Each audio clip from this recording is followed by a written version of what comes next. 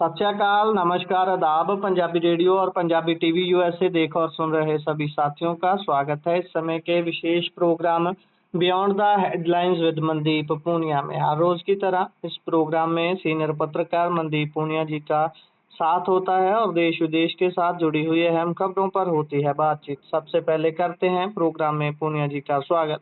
बहुत बहुत स्वागत है पूनिया जी प्रोग्राम में। जी नमस्कार, सत श्री अकाल, आदाब। नमस्कार, सत श्री अकाल, आदाब। रुख खबरों का करें। सबसे पहले बात ट्रंप की करते हैं। ट्रंप ने ईरान के जवाब में कहा है, जैसे ईरान कल कह रहा था कि हम न्यूक्लियर बनाने की जो हमारी तैयारी है उसको नहीं छोड़ेंगे। अभी ट्रंप बोल रहे हैं कि ईरान को परमाणु हथियार नहीं बनाने देंगे हम। मैंने वहां जो किया वो कामयाब रहा है, ये कहना है ट्रंप का। कितना रहा है ये सब देख ही रहे हैं जी। आज डोनाल्ड ट्रंप ने कल जो ईरान ने जो बात रखी थी, ईरान के जो सुप्रीम लीडर ने जो बात रखी थी उसका जवाब दिया है। अमेरिका के राष्ट्रपति डोनाल्ड ट्रंप ने एक बार फिर कहा है कि ईरान को वो परमाणु हथियार बनाने नहीं दिए जा सकते। उन्होंने कहा कि अगर आप इससे सहमत हैं तो मैंने जो किया है वो पूरी तरह सफल रहा, क्योंकि हमारी सेना ने उन्हें पूरी तरह कमजोर किया है। ट्रंप ने आरोप लगाया कि ईरान की सरकार ने वहां विरोध प्रदर्शन करने वाले 42,000 बेगुनाह और निहत्थे लोगों की हत्या की है। ये एक उग्रवादी समूह है, लेकिन हमने उन्हें पूरी तरह कमजोर कर दिया है और उनकी अर्थव्यवस्था चौपट हो गई है। खैर, दावे दोनों तरफ से अपने अपने किस्म के हैं। ईरान दावा कर रहा है स्ट्रेट ऑफ हॉर्मुज को लेकर और अपने परमाणु प्रोग्राम को जारी रखने को लेकर, और वहीं अमेरिका कह रहा है कि वो किसी भी हालात में जो ईरान का जो परमाणु प्रोग्राम है उसको आगे जारी नहीं रहने दे सकते। तो दोनों तरफ से दावे हैं और चीजें चल ही रही हैं। जो डिप्लोमेसी है, डिप्लोमेसी जो इस्लामाबाद डिप्लोमेसी ही रहेगी, क्योंकि जैसे ही रशिया से ईरान के राष्ट्रपति मिले थे उसके बाद ये चर्चाएं तेज हुई थी कि हाँ, शायद इस पूरे मामले में कहीं ना कहीं एंट्री हो सकती है, लेकिन वो एंट्री नहीं हुई रशिया की। और ईरान के जो लीडर्स हैं, जो डिप्लोमेट्स हैं, वो स्वीकार कर रहे हैं कि फाइनल जो डिप्लोमेसी है वो ईरान की ही वो पाकिस्तान की ही चलेगी। तो इस्लामाबाद से ही डिप्लोमेसी रन की जाएगी। ट्रंप ने धमकी दी है, वो आपको आज समझ ही आ गया होगा कि कम से कम जो ट्रंप जिस चीज के लिए उन्होंने युद्ध शुरू किया था उस अपने एजेंडा को तो बचाना चाहेंगे। ईरान का जवाब आया ही था। ईरान आज फिर कह रहा था, मुस्तफा खामेनेई ने आज फिर कहा कि हम हमलावरों को समुद्र में डबो देंगे, फारस की खाड़ी में उनके लिए कोई जगह नहीं है। बाकी तेल की जो कीमतें हैं वो लगातार बढ़ी रही हैं। आज अगर बात करूं तो कच्चे तेल की कीमतें बढ़कर $126 प्रति बैरल को पार कर गई हैं। तो ये 4 साल में सबसे ज्यादा है। और बाद में ये कम भी हुई है। हालांकि शाम होते होते खबर आ रही है कि 115 तक जो क्रूड ऑयल है वो सेटल हो सकता है। खैर, मुस्तफा की सेहत के ऊपर अभी भी सस्पेंस बना ही हुआ है और अभी तक ये चल ही रहा है कि मुस्तफा सेफ हैं या नहीं, मतलब वो हेल्दी हैं या नहीं, इसको लेकर अभी भी जो अपन कहें कि संदेह बचा हुआ है। अमेरिका ये दावा कर रहा है कि मुस्तफा मुश्किल ही बचेंगे, क्योंकि जो हमला हुआ था उसमें वो भी बहुत बुरी तरीके से घायल हुए। जी जी। और इससे आगे बढ़े तो बात इजराइल की करते हैं। इजराइल ने गजा के लिए मदद लेकर जा रही 22 नावों को रोक लिया। 22 नावों को रोका ही नहीं, बल्कि 175 एग्जीक्यूटिव्स को भी हिरासत में ले लिया गया। देखिए, फलस्तीन के समर्थक जो एक्टिविस्ट थे उनका कहना है कि गजा के लिए वो मदद पे एक फ्लोटिला बेड़े की 22 नावों को ग्रीस के क्रीट द्वीप के पास इंटरनेशनल जो वाटर एरिया है उससे लेकर जा रहे थे, लेकिन उनके इजरायली बलों ने रोक दिया है। और इसमें यही है कि ग्लोबल स्मूथ फ्लोटिया जीएसएफ के आयोजकों ने इस कार्रवाई को डकैती बताया है। उनका कहना है कि गजा से तकरीबन 1000 किलोमीटर से ज्यादा दूर से जो मौजूद लोगों को गैर कानूनी तौर पर डिटेन किया गया है। गजा में इजराइल ने नौसैनिक नाकाबंदी कर रखी है। वहां पर समुद्र के रास्ते से भी कोई मदद नहीं पहुंचने दी जा रही। गजा की स्थिति आप और हम देखते ही हैं, जो विजुअल्स हैं वो बहुत दयनीय हैं। वहां पर अलग अलग किस्म के जो लोग फिलिस्तीन के समर्थक हैं वो मदद पहुंचाने की कोशिश कर रहे हैं, लेकिन जो नेवी बैरिकेटिंग है गजा की इजराइल ने बहुत बुरी तरीके से कर रखी है और वहां पर लोगों को नहीं पहुंचने दिया। कुछ टाइम पहले भी बहुत यंग एक्टिविस्ट वहां पर मदद पहुंचाने की कोशिश कर रहे थे, लेकिन उनके साथ भी यही हुआ था। हालांकि अभी 22 नाव को रोके जाने की खबर है, लेकिन 36 नावें और भी हैं जो रवाना हुई हैं। अब देखते हैं कि रोका जाएगा या नहीं रोका जाएगा। वैसे अगर इंटरनेशनल लॉ के हिसाब से देखें तो जो इंटरनेशनल वाटर बॉडी में ऐसे रोकना, तो उसको इलीगल एक्टिविटी तो माना ही जाएगा। इजराइल लगातार फलस्तीन के मामले में, लेबनान के मामले में बहुत क्रूरता दिखा रहा है। जी। और इससे अगर आगे बढ़े तो पश्चिम बंगाल में दोनों चरणों की वोटिंग हो चुकी है। उसके बाद 4 मई को रिजल्ट आने हैं और उसी को लेकर वहां पर स्ट्रांग रूम ड्रामा बहुत खूब चला सारी रात। कल टीएमसी और बीजेपी के कार्यकर्ता आपस में बहसते दिखे। वहां बारिश के बीच खूब माहौल गर्म था।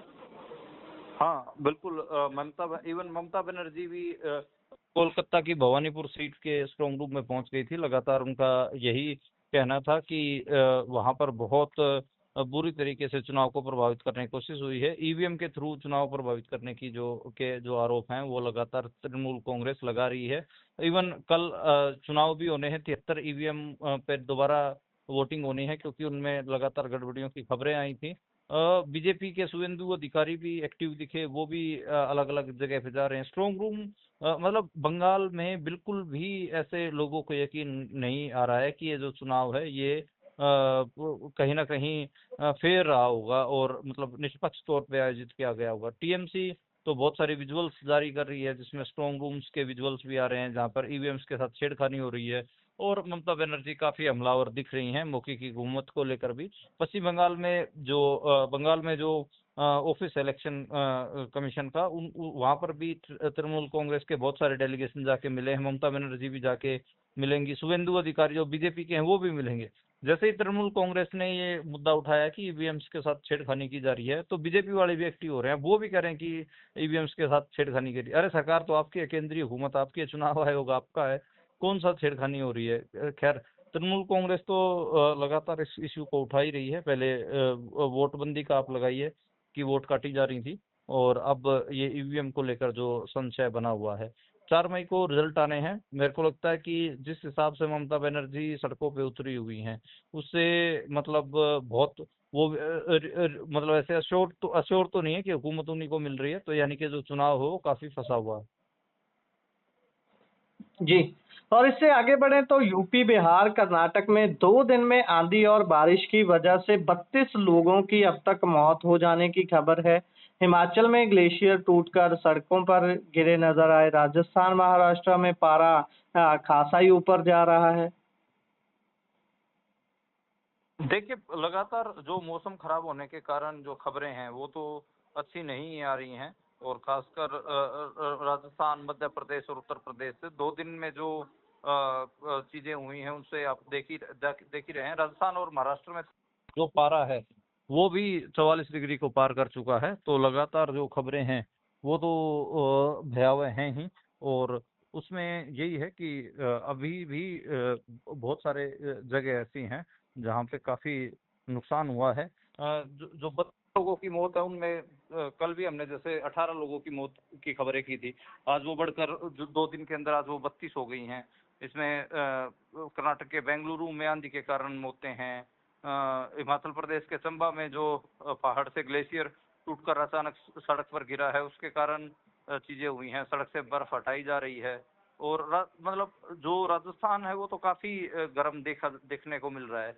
हीट वेव लगातार चल रही हैं। जो मई में जो मौसम होना चाहिए था वो अभी हमें अप्रैल में ही देखने को मिल रहा है। तो काफी भारत में इस समय जो मौसम का बुरा हाल है।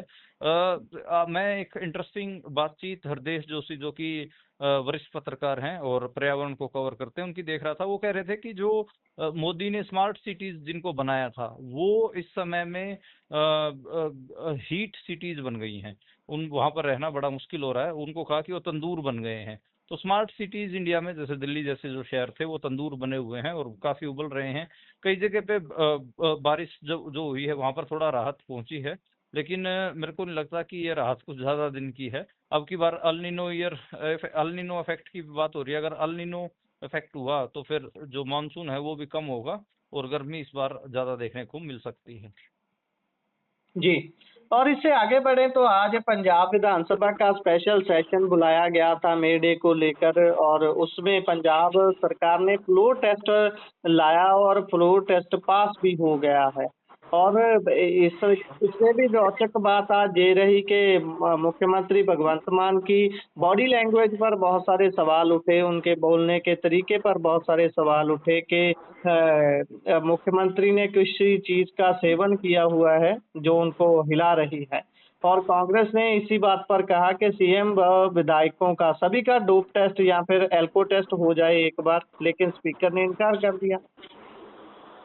देखिए, लगातार जो कांग्रेस की जो रणनीति रहती है वो इसी किस्म की रहती है कि वो सीएम मान के ऊपर यही बात रखें। आप अकाली दल के जो विक्रमजीत सिंह मजीठिया हैं वो भी आप देखिए, उनके लीवर का, उनकी शराब का मजाक उड़ाते हुए दिखते हैं। और जो प्रताप सिंह बाजवा है वो भी उनके शराबी या फिर नशेड़ी होने के आरोप लगाते रहते हैं। Pratap Singh Bajwa leader of opposition, उन्होंने स्पीकर को लिख के भी दिया कि जो आम आदमी पार्टी के विधायकों के और मुख्यमंत्री का डोप टेस्ट करवाया जाए। हालांकि स्पीकर ने खारिज कर दिया और उनको डांट भी लगाई। सुखपाल खैरा के मामले में भी बहस देखी गई। अकाली दल के जो विधायक थे वो आज सेशन में नहीं थे, बीजेपी वाला भी नहीं था, तो आम आदमी पार्टी और कांग्रेस के कुछ विधायक ही शामिल रहे। फ्लोर टेस्ट हुआ, 94 में से 88 वोटें पड़ी, 4 विधायक अब्सेंट रहे और 2 विधायक आपको पता ही है कि वो जेल में हैं, हरमीत पठान माजरा और एक और जो उनके विधायक हैं वो जेल में हैं। तो 2 विधायक उनके जेल में हैं, 4 अब्सेंट थे, तो 88 लोग रहे। ऐसे जो काफी एग्रेसिव दिखे भगवंत मान आज स्पेशल सेशन में। और कांग्रेस के तो एमएलए ने वॉकआउट कर दिया था। तो खैर यही है। मनजिंदर सिंह लालपुरा वहाँ, और जो एब्सेंट रहे कुंवर विजय प्रताप हालांकि आपको पता ही है कि लगातार पार्टी के खिलाफ बोल ही रहे हैं। तो यही है। और 6 सांसद पंजाब से जो हैं वो पार्टी छोड़ चुके हैं। जब एकजुटता मीटिंग करी थी आम आदमी पार्टी ने, जब सब एमएलए को बुलाया था, तो उसमें सिर्फ 65 विधायक आए थे। तो उस समय भी ये बड़ा मामला चला था कि भाई इनके एमएलए तो 94 हैं लेकिन 65 ही क्यों आए। खैर इलेक्शन ईयर शुरू होने जा रहा है, अगले साल इलेक्शन ईयर है, तो अभी 6-8 महीने का ही टाइम बचा हुआ है। मेरे को लगता है कि जुलाई से ही जो पूरा इलेक्शन का जो तामा जामा है वो शुरू हो जाएगा पंजाब में। तो काफी इसको आज अलग अलग बातें रखी गई और काफी इसको लेकर बातचीत हुई।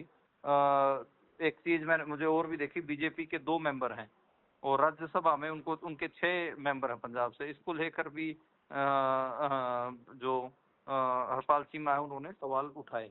तो खैर काफी आज जो सेशन रहा उसमें कोई ऐसे प्रोडक्टिव चीज तो नहीं रही। बस आम आदमी पार्टी अब ये दिखाने की कोशिश कर रही थी कि चीजें हालात हमारे काबू में है, जो हुकूमत है सूबे में हम ही चला रहे हैं और हमें बहुमत प्राप्त है। जी। और इससे आगे बढ़े तो कांग्रेसी आगू पवन खेड़ा को सुप्रीम कोर्ट में से आगामी जमानत मिल गई है। हाँ, आज जो पवन खेड़ा हैं उनको सुप्रीम कोर्ट से राहत मिली है, उनको अग्रिम जमानत दे दी गई है। मामला असम मुख्यमंत्री हिमंत विश्व शर्मा की पत्नी से जुड़ा हुआ था। उन्होंने आरोप लगाए थे। तो जो जस्टिस जेके महेश्वरी और जस्टिस एएस चंदूकर की जो बेंच थी उन्होंने ये अग्रिम जमानत दी है और ये कहा है कि भाई राजनीति में आरोप प्रत्यारोप तो चलते ही रहते हैं, तो जो सच्चाई है उसका तो ट्रायल कोर्ट में ही होगा। ऐसे आप राजनीति में तो फिर जो भ्रष्टाचार के आरोप एक दूसरे के ऊपर लगाते हैं तो बंद ही हो जाएंगे अगर आप ऐसे गिरफ्तार करने लग गए तो नेताओं को। तो ये सुप्रीम कोर्ट ने काफी अच्छी बात कही है और होना भी चाहिए कि भाई अगर आरोप लगाने पे ही गिरफ्तारी होंगी एक दूसरे नेताओं की तो फिर वो तो कहाँ तक जाएगा लोकतंत्र। ये एक बात है। और इसको लेकर मतलब आज सुप्रीम कोर्ट से जो फैसला है उससे पवन खेड़ा राहत महसूस कर रहे होंगे। कांग्रेस की जो मीडिया डिपार्टमेंट है उसके वो नेशनल प्रेसिडेंट हैं, सारा काम दाम मीडिया का और मुख्य प्रवक्ता भी हैं, वही संभालते हैं। अगर उन्हीं को ही गिरफ्तार कर लिया जाता तो फिर जो कांग्रेस के आम प्रवक्ता हैं या फिर जो मीडिया आईटी सेल के लोग हैं उनके ऊपर क्या बीतती। खैर तृणमूल कांग्रेस का ही देख लीजिए आप, उनका जो मीडिया का काम देख रहे थे उनको भी ईडी ने गिरफ्तार किया, हालांकि जी। सुप्रीम कोर्ट से जमानत मिल गई है उनको भी। तो आप देखिए हर हर जगह यही काम, यही मोडस ऑपरेंडी है। इधर पंजाब में जो चुनाव चल रहे थे तो अकाली दल के आईटी सेल स्टेट हेड को भी गिरफ्तार कर लिया गया था। तो भाई आप स्पोक्समैन को या आईटी सेल वालों को गिरफ्तार करेंगे तो वो फिर लोकतंत्र किस बात का, फिर आपके खिलाफ बोलेगा और आरोप कौन लगाएगा। तो ये एक बड़ी चीज मुझे लगती है। जी। और इससे अगर आगे बढ़ें तो बात मे डे की, आज लेबर डे की करते हैं। हाशियाग्रस्त जो लोग हैं, मजदूर हैं, हर कोई चुनौती जो देश के सामने खड़ी होती है वो सबसे पहले उन्हीं को झेलनी पड़ती है। कहीं जंग लग जाए, उसकी वजह से सामान मिलना बंद हो जाए, गैस मिलनी बंद हो जाए, पेट्रोल मिलना बंद हो जाए, सबसे पहले हाशिए पर धकेले गए मजदूर वर्ग के जो लोग हैं उन्हीं को झेलना पड़ता है ये सारा कुछ। और कई बार तो ऐसे लोग बेचारे कतारों में लगे हुए अपनी उड़ीक करते, अपनी बारी की उड़ीक करते ही मारे जाते हैं। ऐसे लोग जो इतनी चुनौतियों का सामना करते हैं, उनको इन सब चुनौतियों का सामना असल में करना कैसे चाहिए? देखिए भारत किसान और मजदूर प्रधान देश है। यहाँ पर सबसे बड़ी आबादी किसानों और मजदूरों की है। गुरप्रीत, 1 मई का दिन है और आज हम जब बात कर रहे हैं तो पिछले 1 साल में जो मजदूरों के खिलाफ जो फैसले हुए हैं केंद्रीय हुकूमत ने लिए हैं, उन दो के बारे में तो पहले बात ही कर लेनी चाहिए। पहला तो जो 4 लेबर कोड लेकर आए, उससे काम के जो घंटों की अनिश्चितता है वो बढ़ी। मजदूरों ने ये मुद्दा भी उठाया कि अब हमें 12 घंटे काम करने के लिए मजबूर किया जा रहा है। उनकी छुट्टियों का, उनके स्वास्थ्य का और जो वर्क प्लेस पे उनकी सेफ्टी का इशू है वो तो बहुत बड़ा इशू है ही। हम अपने बुलेटिन में हर हफ्ते खबर, एक ना एक खबर ऐसी जरूर करते हैं जिसमें मजदूरों की मौतें हो जाती हैं अनसेफ वर्क प्लेस के कारण। कहीं आग लग जाती है, कहीं गैस का रिसाव हो जाता है, कहीं कुछ हो जाता है।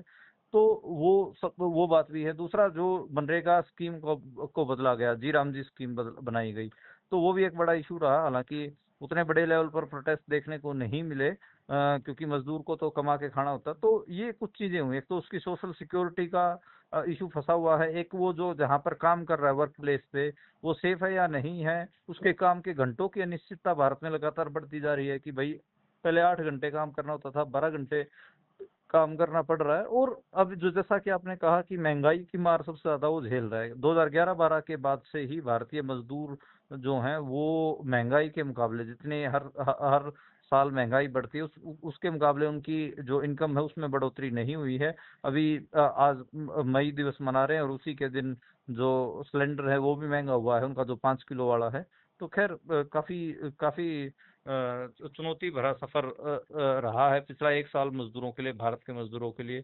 आगे का रास्ता क्या होगा? देखिए रास्ते तो मजदूरों ने निकालने की कोशिश भी की। आप देखें कि मानेसर में, नोएडा में मजदूरों ने आंदोलन भी किए। वो अपने जो वेजेस थे उनको, मिनिमम वेजेस को बढ़वाने की डिमांड कर रहे थे। कई जगह जो सूबा सरकारें थी, जैसे हरियाणा में बढ़ाया गया और एक ही बार में 3,000 बढ़वा लिया मजदूरों ने, क्योंकि आंदोलन बहुत ज्यादा बड़े लेवल पे थे। सारे इंडस्ट्रियल एरियाज में जो मजदूर थे वो निकले हुए थे।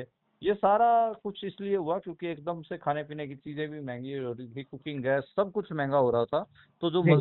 मजदूर थे वो काफी परेशान दिख रहे थे और उस परेशानी का के चक्कर में ही वो लोग सड़कों पे उतरे थे। लेकिन जो हुकूमत जिस तरह से उनके साथ पेश आई, उनको अपराधी बना के उनको जेलों में डाला गया, उनके नेताओं को डिटेन किया गया, कई पत्रकारों और लेखकों को भी गिरफ्तार किया गया इस बीच में। जी। तो नोएडा हो या फिर मानेसर हो या पानीपत हो या और भी जो इंडस्ट्रियल एरियाज हैं मुल्क के, उन सब जगह पे मजदूरों के आंदोलनों को दबा दिया गया। लेकिन ये बड़ा इशू तो रहा ही और इसको लेकर काफी बातचीत हुई है।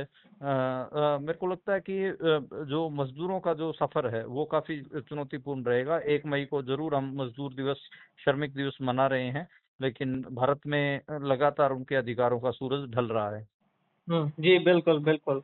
इसी से आगे बढ़े तो ढाका ने असम सीएम के दिए गए बयान, जिसमें वो कहते हैं कि बांग्लादेशी घुसपैठियों को वापस भेजेंगे। तो बांग्लादेश में ढाका में इस संबंधी टिप्पणी करने पर भारतीय दूत को तलब कर लिया गया वहाँ से। देखिए, तो बांग्लादेश है, बांग्लादेश में हुकूमत चेंज हुई है तो आपको पता ही है कि लगातार किस किस्म का माहौल वहाँ पर है। और बांग्लादेश की जो नज़दीकियाँ वो भी चाइना से तो बढ़ी रही हैं, और बांग्लादेश के लोग लगातार जो वहाँ के हुक्मरान वो कह भी रहे हैं कि हमारे खिलाफ बहुत हेट इंडिया में फैलाया जा रहा है। असम, आप देखिए, असम के चुनाव हो या पश्चिम बंगाल के चुनाव हो, बांग्लादेशी घुसपैठियों का मुद्दा लगातार बीजेपी ने उठाया। असम के जो मुख्यमंत्री हैं हेमंत बिश्व शर्मा, वो तो काफी एग्रेसिव दिख रहे थे, और वो लगातार तो वो दिखे भी वो बोलते हुए। तो उसी का मुझे असर लग रहा है कि कहीं ना कहीं उसका असर है। और जो बांग्लादेश के जो विदेश मंत्रालय है उसने भारत के एम्बेसडर को तलब किया और कहा कि जो आपके असम के हमारे पड़ोसी सूबे के जो सीएम है वो लगातार क्या बयानबाजी कर रहे हैं, क्यों बांग्लादेश के लोगों के खिलाफ ऐसे वाहियात बातें करें। तो भड़काया तो गया गया ही है। जिस किस्म की बकवास अपने पड़ोसियों के बारे में बीजेपी के मुख्यमंत्री कर रहे होते हैं, तो वो जो पड़ोसी होते हैं वो सुनते, तो उन तक बातें तो पहुंचती हैं, और वो उस पर रिएक्ट तो जाहिर जाहिर सी तौर पर वो करेंगे ही। तो वो वही रिएक्शन मेरे को लगता है कि उस चीज को लेकर आया है। जी।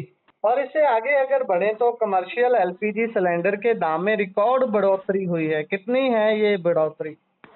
993 रुपये, यानी कि 1,000 रुपये बढ़ाए गए हैं, लेकिन उसको 993 रखा गया है, ताकि जो एक ही अक्षर है। झटके में इतनी कीमत बढ़ा दी गई? क्या ये ऐतिहासिक नहीं है भी एक ही दिन में एक ही झटके में इतनी कीमत बढ़ जानी?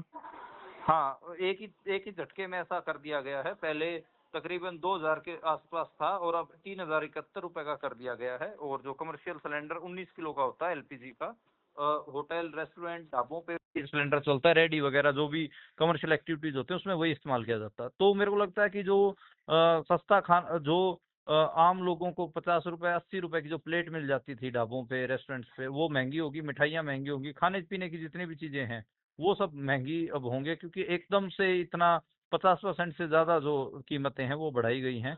पहले दाम बढ़ते थे सिलेंडर के, कमर्शियल सिलेंडर के 50 रुपए 60 रुपए, लेकिन अब सीधा 1,000 रुपये बढ़ाया गया है। लोग तो पहले ही कह रहे थे कि बंगाल चुनाव और असम चुनाव के कारण ये लोग रुके हुए हैं, जैसे ही चुनाव पूरा होगा ये दोबारा कीमतें बढ़ाएंगे, और ये कीमतें बढ़ा दी गई हैं।